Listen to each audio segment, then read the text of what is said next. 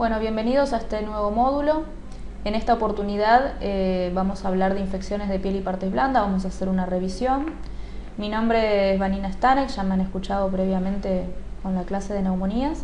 Así que bueno, vamos a dar paso a este nuevo capítulo. Las infecciones de piel y partes blandas son un problema actualmente, ocupan gran parte de las consultas ambulatorias, en guardias y admisiones hospitalarias. Y esto es tanto en Estados Unidos como datos locales nuestros, ¿sí? Acá les traigo algunos datos de Norteamérica, pero bueno, son números bastante llamativos, donde una de las causas probables de este aumento en estas infecciones de piel y partes blandas se cree que es por la mayor prevalencia e incidencia del SAMR de la comunidad, el Staphylococcus aureus meticilino resistente, que se comportaría como una nueva entidad, un nuevo patógeno. Al momento de una presentación de una infección de piel y partes blandas es importante tener algunas cuestiones en mente que tenemos que valorar. Por ejemplo, en qué contexto se dio esa infección, si fue por un antecedente de un trauma, si fue una picadura de un insecto, si fue una mordedura de un animal inicialmente, si hubo un viaje y la epidemiología de esa lesión viene de otro lado, si utilizó antibióticos previos y siempre es bueno conocer qué incidencia y prevalencia tenemos nosotros localmente de Staphylococcus aureus meticilino resistente. A grandes rasgos contamos con guías norteamericanas del año 2014, son las guías americanas de infecciones de piel y partes blandas, que lo que hacen es hacer dos grandes divisiones, ¿sí? Por un lado tenemos aquellas infecciones no purulentas y aquellas infecciones que generan purulencia, ¿sí? Material purulento. Esta división tiene sobre todo implicancias en el manejo y además en qué antibiótico empírico podemos llegar a utilizar. Aquellas infecciones que no son purulentas son mucho más probables que sean causadas por estreptococos, mientras que en aquellas que son purulentas nunca debemos dejar de pensar en el Staphylococcus aureus, ¿sí? Bueno, en este caso, por ejemplo, para empezar a hablar de una de las infecciones con más frecuencia que todos vemos en la consulta, es, bueno, cómo diagnosticar una erisipela y una celulitis, cómo diferenciarlas entre sí. En estas imágenes lo que pueden ver es a la izquierda una paciente que tiene una erisipela, donde tiene una infección, como podemos ver acá, con unos bordes que uno con una virome o un lápiz podría definir bastante bien. Sin embargo, en la paciente de la derecha tenemos algo totalmente difuso donde no podemos hacer una marcación precisa de la afección que tiene.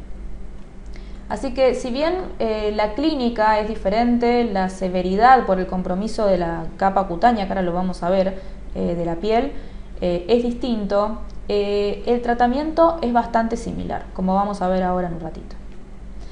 Esta es una imagen, un gráfico de lo que sería la capa, digamos, de la piel y partes blandas y cómo las diferentes infecciones comprometen diferentes capas. A nivel superficial, comprometiendo la epidermis, van a estar sobre todo la erisipela y el impetivo, que los vamos a ver rápidamente. La celulitis ya habla de un compromiso de la dermis, ¿sí? Es un compromiso más profundo. Cuando hablamos ya de fascitis necrotizante o de miositis, estamos hablando de un compromiso más allá de la fascia muscular, ¿sí? O sea, son infecciones mucho más graves. En cuanto a erisipela, que es algo muy frecuente que vemos en la consulta, aquella infección con los bordes netos, como decíamos, afecta sobre todo a niños y ancianos, extremos de la vida, en los niños fundamentalmente más en la cara y en las personas ancianas más en los miembros inferiores. ¿Cómo se puede manifestar esto? Bueno, con la placa eritematosa, indurada, flogótica, que puede estar en las personas mayores, sobre todo, como dije, en los miembros inferiores, con la clásica piel de naranja que se produce porque los folículos pilosos quedan agarrados a la dermis y bueno, todo ese edema hace que tenga ese aspecto. Rara vez una erisipela da un compromiso sistémico, si bien no es imposible, no es frecuente. Hay algunos factores predisponentes para una erisipela y es importante reconocerlos para poder manejarlos y evitar recidivas. En el caso de componentes sistémicos podemos tener la obesidad, la diabetes, el enolismo, la cirrosis, algún tipo de inmunocompromiso, y después hay factores locales que hacen que pueda haber recidivas de una celulitis, de una erisipela, como puede ser un linfedema, insuficiencias venosas, micosis interdigitales, micosis unguiales, que hacen que sean puertas de entrada para recidivas. En cuanto a agentes etiológicos, el Streptococcus pyogenes es a la cabeza el germen más frecuente de las erisipelas, siguiendo además otros estreptococos y además el Staphylococcus aureus, que si bien puede ser un causal, es poco frecuente que sea el responsable, y generalmente si está es porque hay algún trauma predisponente o algún factor que le favorece su ingreso. En cuanto al diagnóstico de la erisipela, es clínico, ¿sí? El rendimiento de los cultivos es bajo, como verán ahí, de los hemocultivos es muy bajo, y de una biopsia de un 20 o un 30%, por lo cual la realización de cultivos solo está recomendado en determinados casos. Como vimos, en pacientes inmunocomprometidos siempre va a estar recomendada la realización de algún tipo de muestra, porque es impredecible qué etiología pueden tener, ¿sí? Solo mirando una lesión. Además, en casos graves y cuando tenemos un paciente que no responde al tratamiento como nosotros esperaríamos. ¿Cómo vamos a tratar estos pacientes? Bueno, primero definir dónde los vamos a tratar. La realidad es que es raro que se presenten con cuadros graves. En el caso de requerir una internación, por supuesto va a ser cuando haya una descompensación hemodinámica o cuando la manifestación local sea muy severa. Vamos a dar tratamiento preferentemente vía oral, y acá con penicilina es suficiente, o amoxicilina. ¿Por qué? Porque hablamos que los estreptococos son los patógenos más probables, ¿sí? Vamos a reservar la vía endovenosa para aquellos pacientes de gravedad, y en pacientes alérgicos con clindamicina estaríamos con una buena cobertura. ¿Cuánto vamos a tratar esta patología? Se puede tratar 5 días, se puede tratar hasta 10 días. Va a depender mucho de la evolución clínica que tenga la lesión. En cuanto a las recurrencias, lo que les mencionaba previamente, no son bajas, tiene una recurrencia de un 10 o un 30%, porque es habitual que haya un factor predisponente, por lo cual siempre es importante en el momento de presentación, además, buscar cuál es ese factor para poder corregirlo y disminuir la recurrencia. Entrando ahora en celulitis, que es un cuadro un poco más avanzado, con compromiso de la dermis, bueno, a veces es difícil diferenciarla de una erisipela, y también a veces es difícil diferenciar una celulitis extensa de un compromiso más profundo más allá de la fascia. Generalmente para una celulitis hay algún factor predisponente, ¿sí? Los factores predisponentes son muy similares a los que vimos en erisipela, y la localización, nuevamente, en los niños es más frecuente en la cara por las lesiones que pueden generarse y pequeños traumas, y en los adultos en los miembros inferiores. En cuanto a la etiología, nuevamente el estreptococo es el piógenes es el principal. Los otros estreptococos también están presentes, sobre todo en pacientes diabéticos. Cuando está el Staphylococcus aureus, que es poco frecuente, tiene un factor predisponente, y también es frecuente que esté cuando hay una colonización previa por Staphylococcus aureus sensible o resistente. Ahora, hay algunas situaciones donde tenemos que tener presente determinados patógenos a cubrir en un tratamiento empírico. Por ejemplo, una mordedura animal o una mordedura humana, tenemos que considerar la presencia de anaerobios, así que es importante que ampliemos ese esquema con esta cobertura. Ahora, en cuanto a diabéticos o pacientes cirróticos, la prevalencia de bacilos gram negativos aumenta, así que es de buena práctica incluir la cobertura de bacilos gram negativos. Cuando hay accidentes en la vía pública, cuando una lesión tuvo contacto con la tierra, por ejemplo, o el asfalto, la presencia del bacillus es llamativamente un poco más alta. Y en cuanto a contaminación con aguas de la herida, que pueden estar asimismo contaminadas, hay que tener en cuenta la presencia de pseudomonas o aeromonas también. En cuanto a la clínica, bueno, lo mismo que hablábamos de la erisipela, pero sin estos bordes tan definidos. Acá hay una marcación, pero es una marcación no tan precisa. En cuanto al cuadro sistémico, si bien es poco probable que se presente con gravedad, es un poco más frecuente que en la erisipela por este compromiso más profundo que hablábamos en el cuadro del gráfico de la piel. El diagnóstico nuevamente es clínico, el rendimiento de los hemocultivos no es bueno, pero sí los vamos a pedir otra vez en pacientes inmunosuprimidos, inmunocomprometidos, o en pacientes que se presenten con formas graves. La muestra local no tiene una buena sensibilidad, pero vamos en pacientes que tengan problemas de inmunidad, vamos a realizarla de todas maneras a ver si encontramos algún patógeno que no hayamos tenido presente desde un primer momento. En cuanto a las imágenes, si sospechamos una infección más profunda, tenemos que descartar la presencia de colecciones o la presencia de gangrena o la presencia de gas. Así que una placa tiene muy baja sensibilidad, pero puede llegar a detectar, si es lo que tenemos disponible, la presencia de gas en los tejidos. En cuanto a la ecografía y tomografía, están destinadas sobre todo a ver colecciones y descartar la presencia de colecciones para eventual drenaje, y la resonancia es la indicada cuando sospechamos una fascitis necrotizante. Como verán, los diagnósticos diferenciales son múltiples. A veces uno habla de celulitis y es otro diagnóstico. Como verán acá en las fotos, esto es una publicación del año 2016, donde si bien todas de un primer momento parecen ser celulitis, fíjense que hay diferentes diagnósticos. A veces es común, digamos, equivocarse, pero de todas maneras acá es muy importante seguir al paciente y ver en los primeros días qué evolución tiene, si pensamos en celulitis, con el tratamiento antibiótico. Bueno, en cuanto al tratamiento de la celulitis, cuando no hay un compromiso sistémico y tampoco tenemos purulencia en la lesión, dar amoxicilina y cubrir estreptococos sería una opción. Ahora, si tenemos un compromiso sistémico, ya el paciente tiene fiebre o tiene alguna repercusión sistémica y hay material purulento, ahí tenemos que cubrir el Staphylococcus aureus. Entonces podemos dar cefalexina o podemos hacer una combinación de amoxicilina con trimethoprim sulfametoxazol, donde quizás, bueno, si el paciente la puede recibir, es mucho más fácil dar directamente una sola droga. Cuando el paciente viene con una presentación grave, es un paciente inmunocomprometido, hay una colonización previa por SAMR, bueno, en estos casos ya tenemos que hablar de una cobertura más amplia. En un paciente grave vamos a optar por un esquema con una cobertura para SAMR y cobertura también para bacilos gram negativos, incluso algunos que pueden ser un poco más resistentes. Cuando tenemos un paciente alérgico a la penicilina, optamos por clindamicina si vamos a hacer un tratamiento vía oral, o puede ser vancomicina cuando hablamos de un paciente ingresado, ¿sí?, para tratamiento endovenoso. Elevar el miembro afectado es algo que sirve porque disminuye el edema y es algo que forma parte del tratamiento y tenemos que tener presente. Y la duración del tratamiento antibiótico, 5 días, ¿sí? Acá, como hablábamos para erisipela, si con 5 días de tratamiento el paciente mejora, no hay ninguna necesidad de continuar ese tratamiento.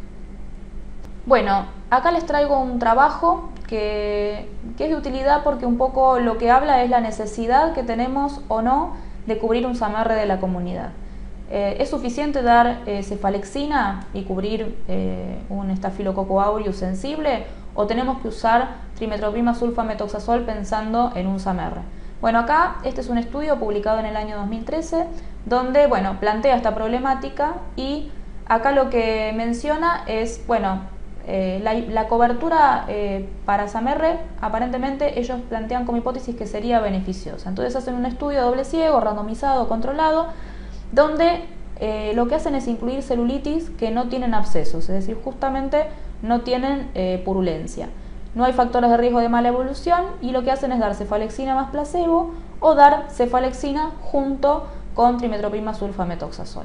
Incluyeron 146 pacientes, hicieron un tratamiento hasta 3 días luego de haber logrado la mejoría clínica y no encontraron diferencias en los resultados. Es decir, como conclusión, la cobertura para SAMR en celulitis que no se presentan graves y que no tienen purulencia no sería necesaria. Esto va acorde a las recomendaciones que tenemos americanas recientes.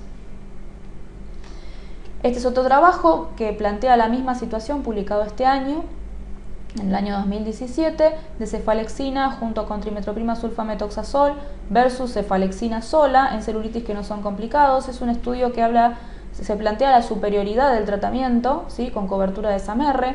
Acá nuevamente son celulitis que no tienen abscesos, no son traumáticas. El tratamiento que hicieron fue estandarizado de 7 días, se incluyeron 500 pacientes y otra vez no encontraron diferencias significativas entre los dos tratamientos, ¿sí? En cuanto a prevenir las recurrencias, recuerden que para la celulitis nuevamente es importante cubrir aquellas zonas donde puede haber un ingreso de alguna bacteria, es decir, hidratar la piel. En algunos casos de piel seca o con fisuras es importante solucionar ese problema, disminuir el edema que puede actuar como un caldo de cultivo para el ingreso de los gérmenes y tratar las puertas de entrada, como puede ser una micosis interdigital o una micosis ungueal. Para los casos recurrentes, como verán acá, es a propósito, le pongo acá la letra más grande, a identificar factores predisponentes. ¿Por qué? Porque es lo fundamental que tenemos que hacer, porque es el nicho de las recurrencias.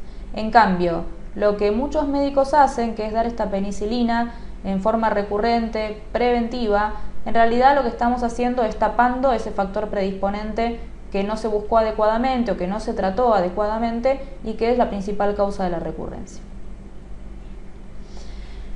Para terminar con las superficiales, impétigo y ectima son otras infecciones, como vimos en el gráfico, que comprometen la capa más superficial. Las etiologías son el Streptococcus pyogenes y el Staphylococcus aureus. En el caso del impétigo, es frecuente que sea en la población pediátrica y que se aparezca en lugares donde hubo un trauma predisponente. Está el impétigo no ampollar y el impétigo ampollar. El ampollar es el que siempre está causado por el Staphylococcus aureus y el no ampollar puede ser por cualquiera de los dos, estrepto o estáfilo. Las lesiones no son dolorosas, pueden ser pruriginosas y, como ven ahí abajo, está el impétigo no ampollar o el ampollar, y el ectima generalmente tiene un compromiso un poquito más profundo donde puede dejar una cicatriz. En los niños, que es frecuente el impétigo, es frecuente también la autoiniculación, o sea, es muy frecuente que el niño se toque la cara y se transmita esa infección y se haga pequeños traumatismos en la cara, por eso es frecuente ver esto. Bueno, existen algunas complicaciones de esta infección, si bien no es lo más frecuente, son infecciones leves que incluso se tratan localmente con antibióticos. Puede, en los casos de estreptococo, tener alguna complicación no supurativa, como puede ser la glomerulonefritis, y están descritos casos de artritis séptica, osteomelitis, pero realmente no es lo más frecuente. El diagnóstico es meramente clínico y el tratamiento indicado, el ideal, es el tratamiento tópico como pirosina por 5 días. Sin embargo, cuando hay muchas lesiones y es muy difícil topicar las lesiones, o cuando estamos ante un brote, en ese caso se recomienda así el tratamiento vía oral, cubriendo solamente este grupo de estreptococos y en algunos casos estafilococos si es el ampollar. ¿Cuánto tenemos que aislar a ese niño por esta infección? Solamente 24 horas hasta que reciba tratamiento efectivo.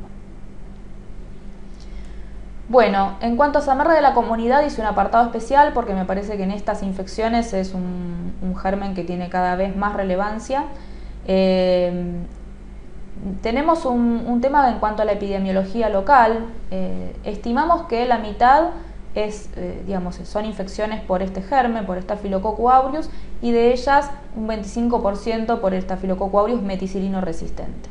Tenemos muchos datos de Norteamérica que hablan de una prevalencia muy alta, sin embargo, nuestros datos locales no son tan fuertes. Sí, siempre tenemos que tenerlo presente en aquellos que tienen factores de riesgo para este germen. Hay una definición epidemiológica y una definición microbiológica. La microbiológica se usó mucho tiempo y actualmente no está tan en auge, sino la definición epidemiológica. O sea, aquel que tiene un SAMR adquirido en la comunidad, tenemos que hablar de un paciente que no tuvo reciente hospitalización ni contacto con el sistema de salud, no estuvo en un centro de tercer nivel y tampoco utilizó antibióticos en el último año, ¿sí? La definición microbiológica de la resistencia solo a oxacilina es un concepto que no está tan usado actualmente porque se está empezando a ver otro tipo de resistencias en el SAMR también de la comunidad. Este germen surge en los años 60 con el primer aislamiento nosocomial de SAMR. Después, entre la década de los 60 y los 90, empezó a tener un nicho específicamente asociado en usuarios de drogas endovenosas y en hospitales.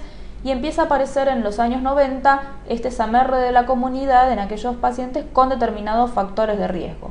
Hoy en día, en Norteamérica se habla que en los casos de infección purulenta de piel y partes blandas llega a ser de un 65% de la prevalencia, muy alto. ¿Cuáles son los factores de riesgo de los que estamos hablando? Bueno, si bien hoy en día cualquier paciente puede tener un SAMR de la comunidad, hay factores de riesgo clásicos.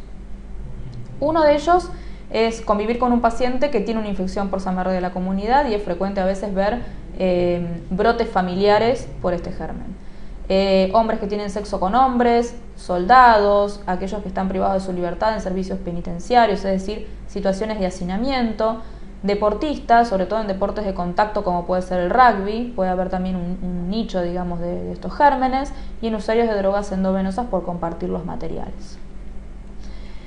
El SAMR de la comunidad tiene, digamos, un mecanismo que es diferente de resistencia a lo que es el SAMR hospitalario, ¿sí? Acá hablamos de un cassette MEC4 que confiere resistencia a los beta-lactámicos y que además tiene un factor de virulencia que es la leucocidina de Panton-Valentine, que esta leucocidina lo que produce es necrosis de los tejidos, ¿sí? Va a ser una exotoxina que genera una necrosis tisular y es lo que lleva a estos abscesos cutáneos y a la extensa purulencia de las lesiones.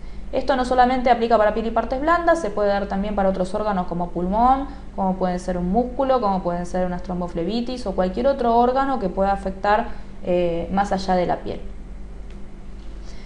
Esto es un ejemplo de imágenes de una neumonía necrotizante. Cuando uno ve esto en una neumonía, tiene que pensar fuertemente en un germen que genere esto, y dentro de ellos el principal es el Staphylococcus aureus, meticilino resistente.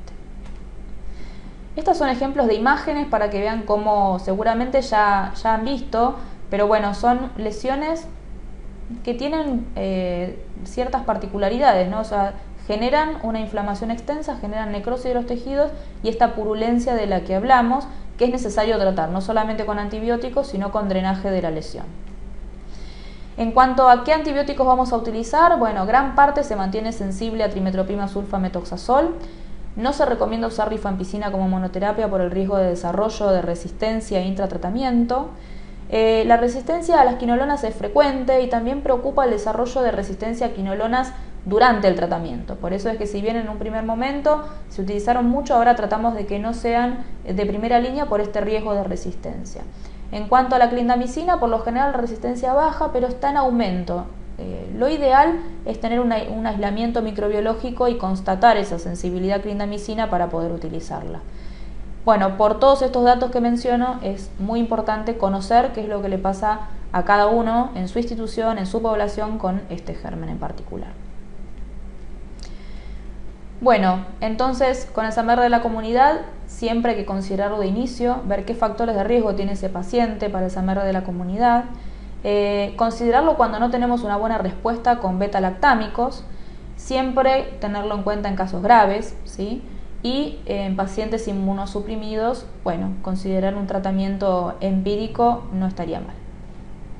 En cuanto al diagnóstico, se puede hacer con cultivo de la lesión, mismo el drenaje que uno va a hacer para solucionar ese problema de esa colección, se tiene que utilizar ese material para poder enviar a cultivo, y si no tenemos disponible material, podemos hacer un hisopado nasal buscando colonización por este germen. ¿Cómo vamos a tratarlo? Bueno, si el absceso es pequeño, está descrito que solamente drenando el absceso sería suficiente. Si el absceso es grande, y hablan de 5 centímetros como un punto de corte, si el paciente tiene algún tipo de inmunocompromiso o el paciente tiene un compromiso sistémico, el paciente está grave, ahí sí, sin duda lo que vamos a hacer es drenaje y además vamos a dar antibióticos. Es decir, solamente drenar va a ser para abscesos pequeños de menos de 5 centímetros sin impacto clínico. Cuando tenemos que tratarlo, ¿qué vamos a usar? Bueno, vía oral, como vimos, trimetoprim sulfametoxazol es una buena opción con sensibilidad del 95% o más, o se puede usar clindamicina. Clindamicina tiene algunos efectos en cuanto a aumento de predisposición para diarrea por Clostridium difficile, quizás menor tolerancia, pero bueno, estas dos opciones son válidas. Y en cuanto al tratamiento endovenoso, vancomicina es el tratamiento de elección para casos que requieren internación. En estos pacientes, cuando tienen infecciones recidivantes o cuando tienen su primera infección y se enteran de este diagnóstico, utilizamos medidas de decolonización, donde el fundamento científico no es tan amplio, pero es lo que tenemos al momento para ayudar a sobre todo a los pacientes que tienen recaídas y recidivas de esta infección.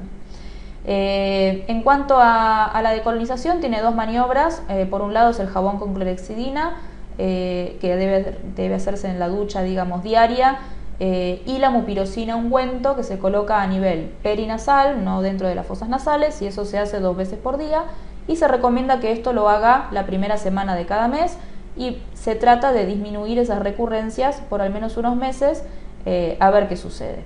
En cuanto a antibióticos supresivos, lo puse en muy pequeño y muy gris, tenue, porque no es lo recomendado por el riesgo de desarrollo de resistencia con el tiempo, donde vamos a quemar un antibiótico que nos tendría que servir como una opción terapéutica de las pocas que tenemos. Pero bueno, está descrito, lo pueden llegar a leer, que los antibióticos supresivos han tenido en algunos casos alguna utilidad. Sin embargo, no es lo que recomendamos. Hay algunos antibióticos modernos como tigecyclina, daptomicina, linezolid y el más nuevo en este ámbito ceftarolina, que no han demostrado ser superiores a vancomicina, y la vancomicina sigue para casos graves siendo el antibiótico de elección. Sin embargo, con ceftarolina todavía tenemos que esperar más estudios porque es un antibiótico que es reciente.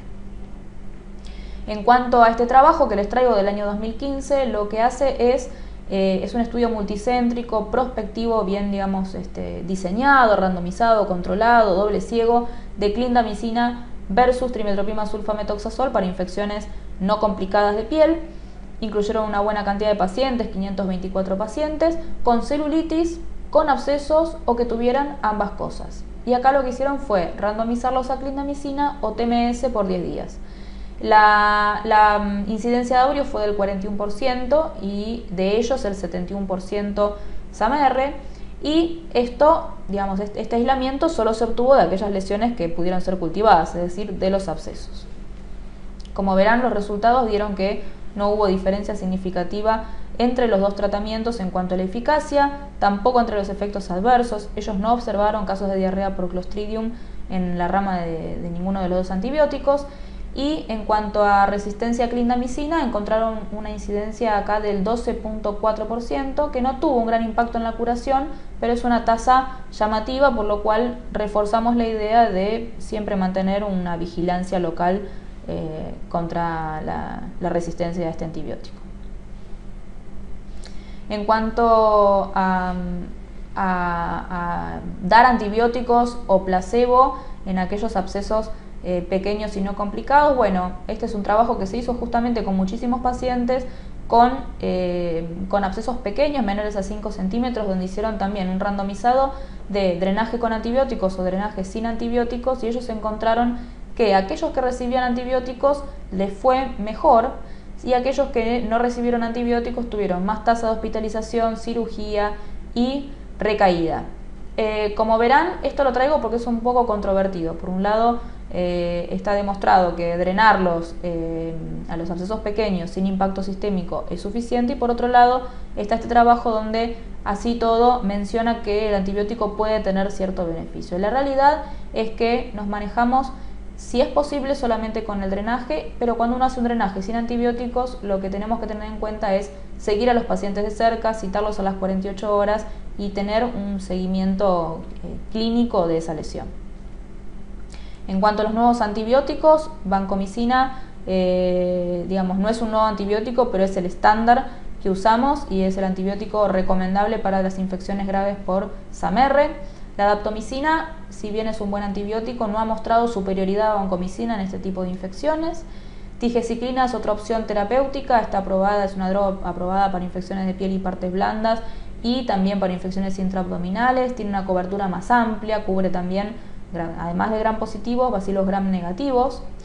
El linezolid, bueno, en cuanto a infecciones de piel y partes blandas, no ha demostrado, digamos, tener superioridad, tiene algunas cosas individuales en cuanto a la droga, que son los efectos adversos.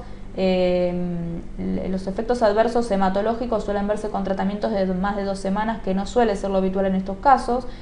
Lo que tiene de bueno es que tiene una muy buena biodisponibilidad bioral, ¿sí? Del 100%, o sea que darlo endovenoso o oral en pacientes que tienen buena absorción es lo mismo.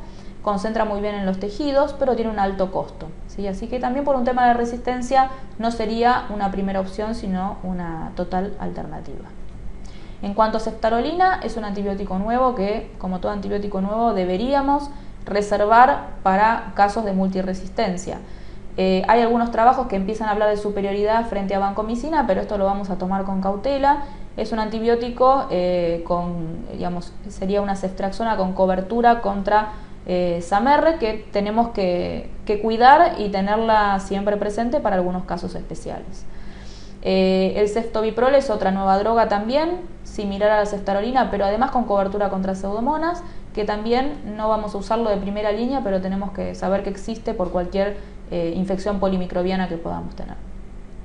Los antibióticos como oritavancina, dalbavancina y telavancina, que hace un tiempo que estamos escuchando, son antibióticos que tienen la practicidad de dar una sola dosis, porque tienen una vida media muy larga para tratar cualquiera de estas infecciones. De todas formas, al momento no son tratamientos de primera línea, no los tenemos disponibles tampoco, pero bueno, tenemos que también tenerlos presentes y seguirlos a ver qué sucede. Para llegar en las dos últimas infecciones más importantes, la piomiositis, que es la infección bacteriana del músculo, es una infección que ya habla de un compromiso más profundo, traspasando la fascia. Puede ser primaria, digamos, por un trauma, por un hematoma sobreinfectado. Puede haber una causa, digamos, subyacente, diabetes, alteración de la vascularización, o puede ser secundaria por alguna infección que esté adyacente y que compromete el músculo. En cuanto a los factores predisponentes, son bueno, la diabetes, cualquier enfermedad del tejido conectivo, el VIH, adicciones endovenosas, en cuanto al uso de corticoides también. Es decir, lo que quiero decir con esto es que no es frecuente que un músculo se infecte con una bacteria, ¿sí? O sea, generalmente en la mayoría de los pacientes tenemos que buscar porque hay un factor predisponente que quizás necesite ser solucionado. En cuanto a la etiología, el principal causal es el Staphylococcus aureus, es el que tenemos que siempre cubrir empíricamente. También los bacilos gram negativos aeróbicos y los anaerobios. Son gérmenes que vamos a considerar en los tratamientos empíricos. En cuanto a la clínica, inicialmente puede haber tumefacción y dolor. Puede haber dolor sin demasiada tumefacción, sin mucho compromiso cutáneo. Y después, con los días, empieza a aparecer los signos clásicos de inflamación local. Acá es importante tener en cuenta una sospecha clínica alta cuando un paciente tiene un dolor desmedido a lo que uno observa en la piel, y ese dolor tan intenso nos tiene que hacer sospechar de una infección profunda que no estamos viendo claramente. La fase final, bueno, ya hablamos de una infección diseminada con focos a distancia, shock y falla multiorgánica. En cuanto a los músculos más afectados, los miembros inferiores son los principales, siguiendo después los músculos del tronco. La mortalidad con tratamiento adecuado es del 8%. En cuanto al diagnóstico, hay algunas cosas que nos pueden guiar: la leucocitosis, reactantes de fase aguda, el aumento de CPK que puede no estar presente. Los hemocultivos tienen una positivización entre el 5 y 30%, en estos casos está recomendado tomarlos porque es un cuadro grave. En las imágenes, la resonancia es el método diagnóstico de elección para ver partes blandas, para buscar colecciones y para ver cómo está ese músculo. La tomografía y ecografía para buscar colecciones también son útiles y permiten punzar y drenar ese material que va a servir tanto para tratamiento como para diagnóstico si mandamos esa muestra a cultivo.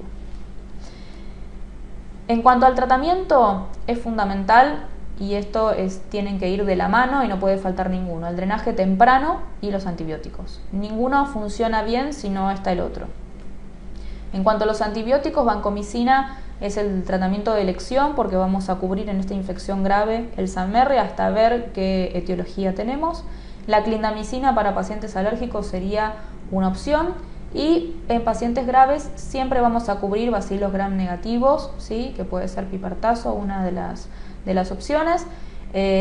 Además, en pacientes que tienen traumas donde puede haber una sobreinfección polimicrobiana.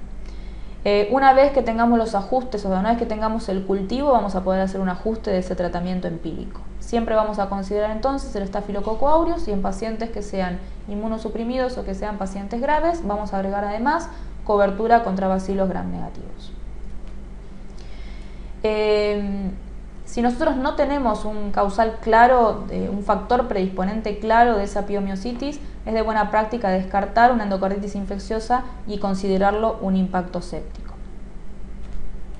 El tiempo de tratamiento va a depender exclusivamente de la mejoría de la lesión.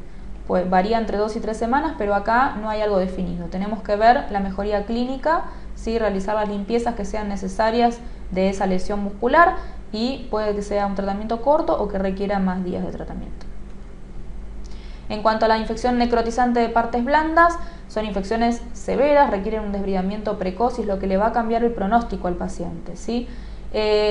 Acá tenemos la fascitis necrotizante y la miositis estreptocóxica, ¿sí? Si bien son entidades que están diferenciadas, básicamente el manejo es muy similar, ¿sí? Las tenemos que sospechar cuando tenemos mucho compromiso cutáneo, mucho compromiso de partes blandas, pero de vuelta, hay que sospecharlas cuando en la piel no tenemos también un gran compromiso, pero hay un dolor desmedido a lo que nosotros estamos viendo en la piel, ¿sí?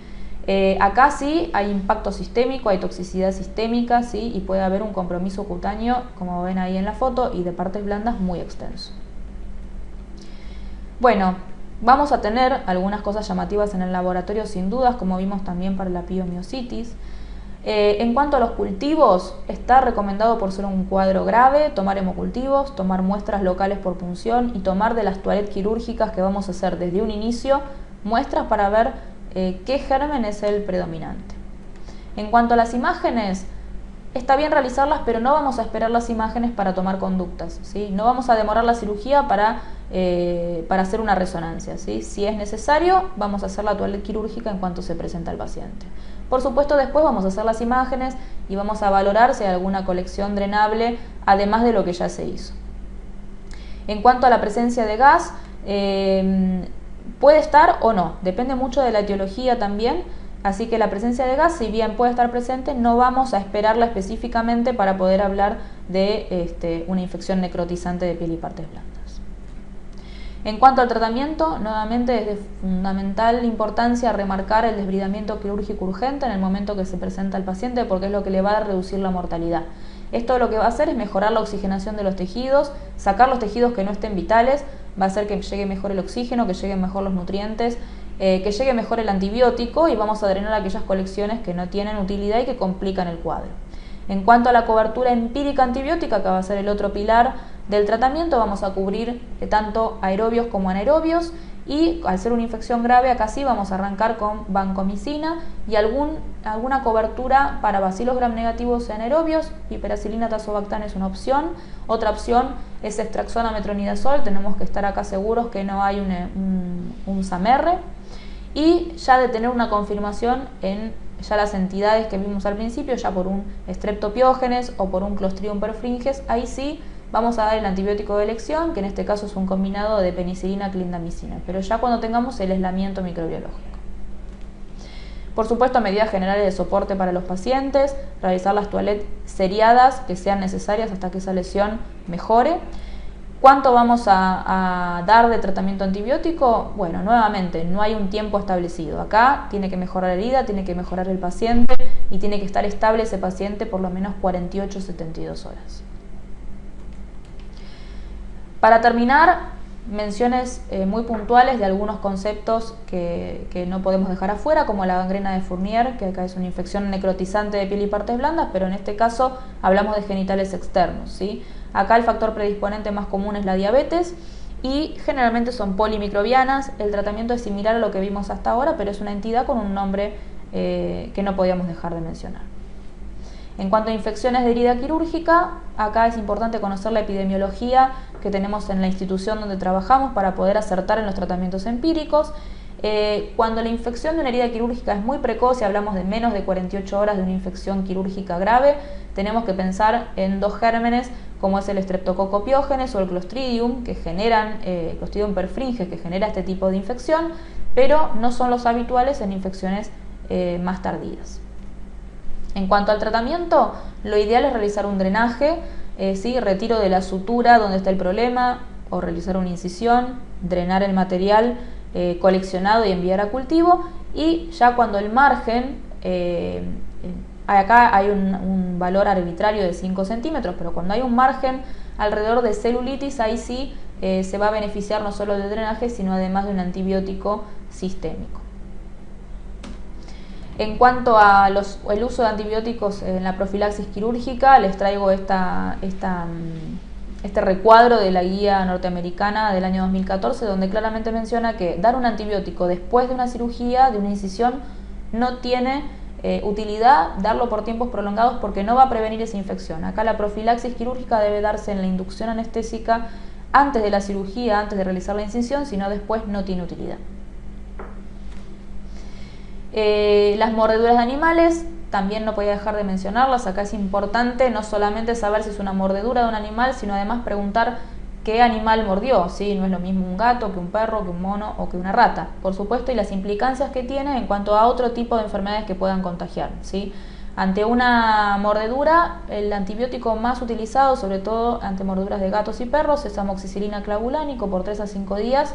Por supuesto, más allá de lo que es bacteriano, tener en cuenta eventuales profilaxis antirrábicas o vigilancia animal, ¿sí? Siempre hacer en estos contextos. Cualquiera de las dos, la que tengamos disponible, preferentemente si tenemos un animal que podemos vigilar, lo vigilamos 10 días y si no, vamos a dar la profilaxis antirrábica. Y siempre chequear en estos casos la vacunación antitetánica. Bueno, finalizando, ¿qué cosas tener en mente para el futuro en cuanto a infección de piel y partes blandas? Bueno, están en auge las técnicas de detección rápida de gérmenes y creemos que para el manejo de estas infecciones seguramente en algún momento van a tener su nicho para ser utilizadas. El rol de los antiinflamatorios no está bien establecido, si bien se ha estudiado no tenemos nada demasiado concluyente, así que todavía quizás queden más estudios por hacer. En cuanto al rol de las toxinas en estas infecciones y la necesidad de utilizar antitoxinas, sabemos que existe y hay estudios en este momento que esperamos ansiosamente para ver si necesitamos hacer algo más y mejorar los pronósticos.